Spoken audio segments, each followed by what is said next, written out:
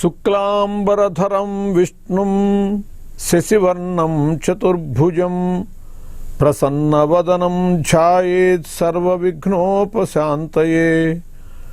ఆపదామపహర్తారం దాతారం సర్వసంపదాం లోకాభిరామం శ్రీరామం భూయో భూయో నమామ్యహం. బుద్ధిర్బలం యశోధైర్యం నిర్భయత్వమరోగత అజాడ్యం వాక్పటుత్వం చ హనుమత్స్మరణాత్ భవేత్.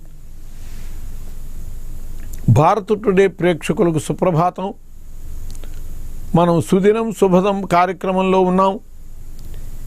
ఈరోజు ఆషాఢ శుద్ధ విదియ బుధవారం, జగన్నాథ రథోత్సవము ఇవాళ ఆరంభమయ్యేటటువంటి రోజు. అలాగే మనోరథ ద్వితీయ అని కూడా ఈరోజు చెప్పబడుతుంది.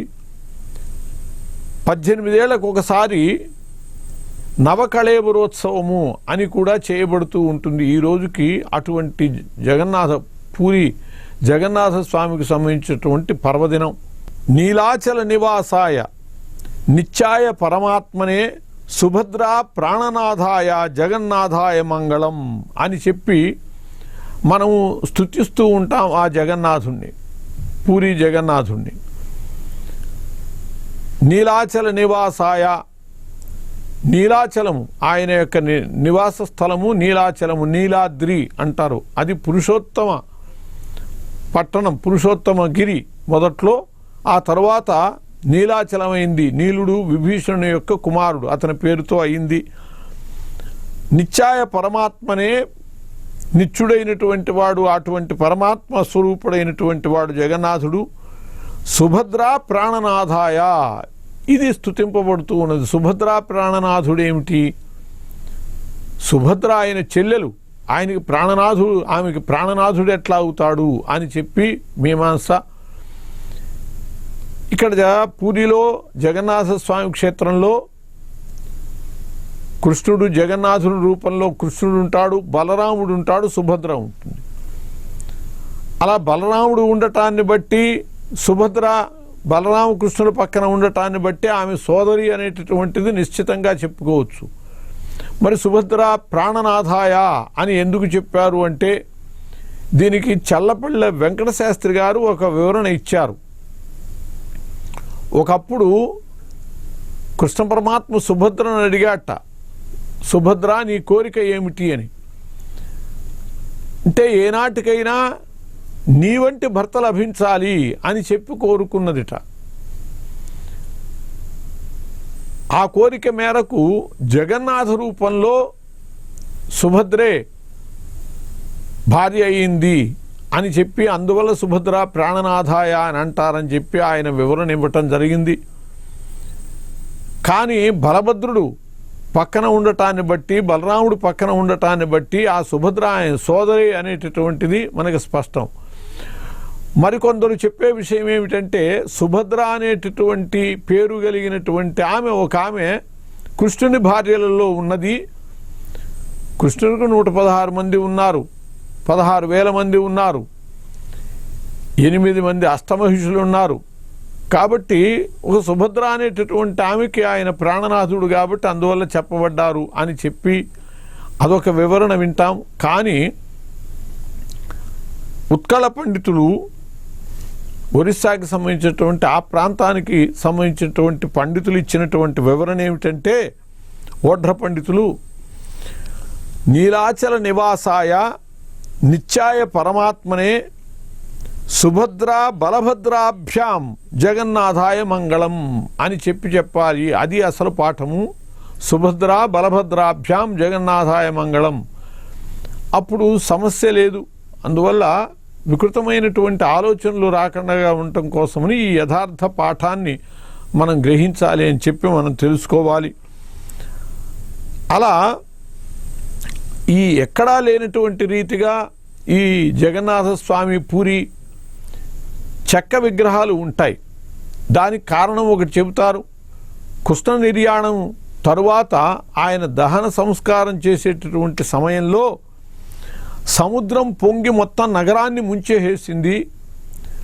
ఆయన శరీరము కూడా పూర్తిగా దగ్ధము కాకుండానే ఆ సముద్రం లాగేసి మళ్ళీ బయటపడేసిందని, ఆయనకు ఆత్మీయులైనటువంటి వాళ్ళందరూ కూడా దాన్ని తీసుకొచ్చి దాన్ని ఒక కొయ్యలో పొదిగి దాన్నే ఆరాధించటం వల్ల అట్లా అప్పటి నుంచి కూడా చెక్క విగ్రహాలతో ఆరాధన ఏర్పడ్డది అని చెప్పి కారణం చెబుతారు. చెక్క అనేటటువంటిది కలకాలం ఉండేది కాదు, శిలా విగ్రహాల్లాగా. అందువల్ల దీనికి 18 ఏళ్లకు ఒకసారి నవకళేబరోత్సవము అని చెప్పి ఏర్పాటు చేసే సాంప్రదాయం ఒకటి ఏర్పడ్డది. ఈ నవకళేబర ఉత్సవం సందర్భంగా వేప చెట్లు ముఖ్యంగా చాలా ప్రత్యేకమైనటువంటి రీతిలో ఆ వేప చెట్లను సిద్ధం చేసి వాటిని మంత్రపూతంగానే నియమబద్ధంగా ఆవాహన పూజలు అవి చేసి ఆ చెట్లని కొట్టి వాటి నుంచి 18 ఏళ్ళకో మాట విగ్రహం తయారు చేస్తారు. అందువల్ల దాన్ని నవకళేబరోత్సవము అని చెప్పి చెబుతారు. ఇది వైశాఖ శుద్ధ షష్ఠి నుంచే దీనికి కావలసినటువంటి కార్యక్రమం ఆరంభమవుతుంది. 2015లోనే అంటే గత సంవత్సరంలోనే నవకళేబరోత్సవం జరిగింది. దాన్ని మనం దర్శించి ఉన్నాం.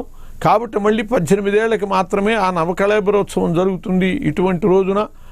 అలా కానప్పుడు మామూలుగా జగన్నాథ రథోత్సవం అనేటటువంటిది విశేషంగా ప్రపంచ ప్రఖ్యాతమైనటువంటి రథోత్సవ కార్యక్రమం అది జరుగుతుంది. ఇదంతా కూడా నీలాద్రి మీద జరుగుతుంది. ఈ నీలుడు అనేటటువంటి వాడు విభీషణుని యొక్క కుమారుడు. ఆ నీలునికి ఒక మాటు ఒక కోరిక కలిగింది. చింతామణి, కల్పవృక్షము, కామధేనువు అనేటటువంటివి ఎప్పుడూ కూడా స్వర్గలోకంలోనే ఉన్నాయి, దేవతలే అనుభవిస్తున్నారు, మనం ఎందుకు అనుభవించకూడదు అని కోరిక కలిగింది. కోరిక కలిగి తండ్రి అయినటువంటి విభీషణునితో చెప్పాడు, తండ్రి నువ్వు కల్పవృక్షము, కామధేనువు, చింతామణి అనే వాటిని ఎందుకు పొందలేదు అని అడిగేటప్పటికీ అప్పుడు విభీషణుడు చెప్పాడు, నాయనా నాకు ఆ శ్రీరామచంద్రుని యొక్క ధ్యానమే కల్పవృక్షము, కామధేనువు, చింతామణి, అంతకంటే వేరైనటువంటి ఈ సాధారణమైనటువంటి కల్పవృక్షము, కామధేనువు, చింతామణిని నాకెప్పుడు కోరాలని అనిపించలేదు అని చెప్పి విభీషణుడు చెప్పి, నీకు కోరిక ఉండేటట్లయితే గురు శుశ్రూష చేసి తద్వారా నువ్వు వాటిని పొందవలసింది అని చెప్పాడు.